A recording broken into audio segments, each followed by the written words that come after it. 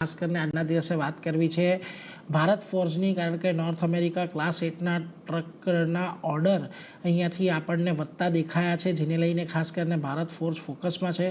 જી શ્રદ્ધા, જણાવો શું ખાસ વિગત ઓવરઓલ અમેરિકાની અપડેટને લઈને?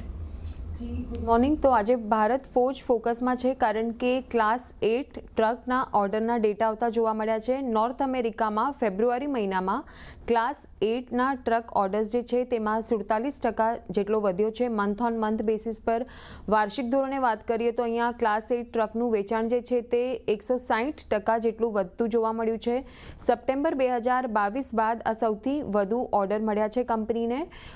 ઓર્ડરમાં સતત ત્રીજા મહિને 20% વધુ વાર્ષિક ધોરણે ઓર્ડર ગ્રોથ જોવા મળ્યો છે. ફેબ્રુઆરી મહિનાની વાત કરીએ ઓર્ડર્સની તો 10 મહિનાના સરેરાશ જે 24,991 યુનિટ છે તેના કરતાં ઘણા વધારે છે. એટલે 10 વર્ષની જે એવરેજ છે 24,991 હતી, એની સામે ફેબ્રુઆરી મહિનાના જે ઓર્ડર્સ છે તે 47,200 યુનિટ્સ હતા. હવે હજુ એક વધુ સમાચાર છે કે કંપનીને બોર્ડ તરફથી 800 કરોડની અનસિક્યોર્ડ લોન માટેની મંજૂરી મળતી દેખાઈ રહી છે. ત્યારબાદ કંપનીના કી ઇન્ટરનલ્સ પર નજર કરીએ તો જે ઓન હાઈવે માર્કેટનો હિસ્સો છે તે અહીંયા વધારે દેખાઈ રહ્યો છે આપણને.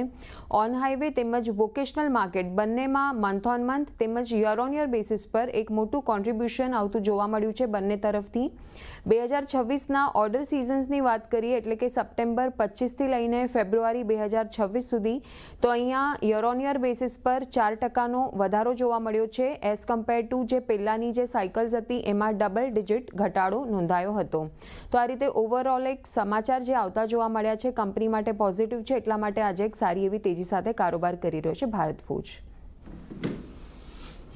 સારી તેજી તો છે. આજના દિવસે 3% ઉછાળો આપણે જોઈ રહ્યા છીએ. આભાર શ્રદ્ધા, અમારી સાથે જોડાઈને આ સમગ્ર વિગત આપવા માટે.